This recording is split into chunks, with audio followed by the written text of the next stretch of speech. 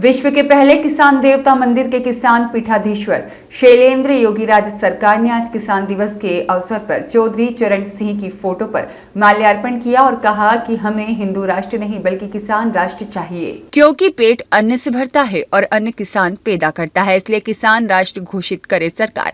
देश की 70% आबादी गाँव में बसती है। भारत की आत्मा प्राण प्रतिष्ठा, यूं कहें तो भारत की जान किसानों से बसती है।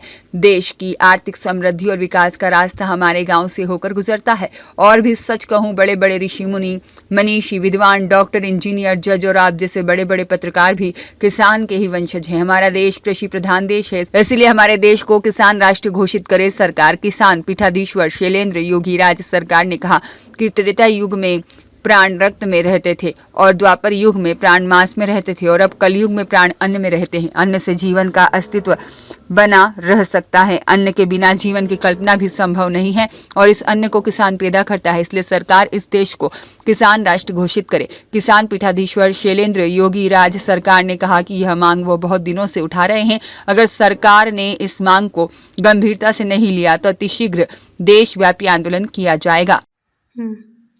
मैं विश्व के पहले किसान देवता मंदिर का किसान पीठाधीश्वर किसान आचार्य शैलेंद्र योगीराज सरकार आज किसान दिवस के अवसर पर मैं यह मांग करता हूं कि इस राष्ट्र को किसान राष्ट्र घोषित किया जाए और एक किसान बोर्ड का गठन किया जाए,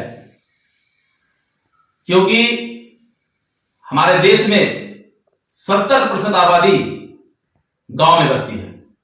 हमारा देश कृषि प्रधान देश है, इसलिए इस कृषि प्रधान देश को अतिशीघ्र किसान राष्ट्र घोषित किया जाए, यह हमारी मांग है।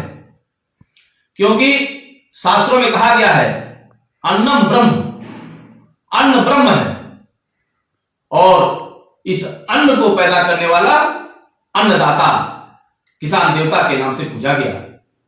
मैंने विश्व के पहले किसान देवता मंदिर का निर्माण किया है और किसान देवी मंदिर का भी निर्माण किया है, क्योंकि खेतों में पुरुष किसान के साथ साथ महिला किसान भी काम करती हैं।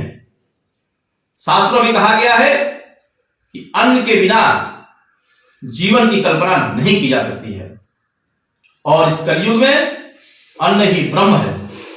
अन्न से रक्त, रक्त से वीर और फिर मैथुनी प्रक्रिया के द्वारा इस सृष्टि का निर्माण हुआ है। इस सृष्टि के निर्माण में और सृष्टि के सृजन में और सृष्टि के पालन में सबसे बड़ा योगदान किसान का है। यह अन्नदाता किसान ठंड में ठिठुर करके ही खेतों में काम करता है। इन दिनों जब हम रजाई ओढ़कर बैठे होते हैं, लेटे होते हैं, तो भी किसान खेत में काम कर रहा होता है। गर्मी में लू की थपेड़े खाता हुआ किसान काम करता है और बारिश के सीजन में भीगते हुए वह किसान खेतों में, खलिहानों में किसके लिए काम करता है?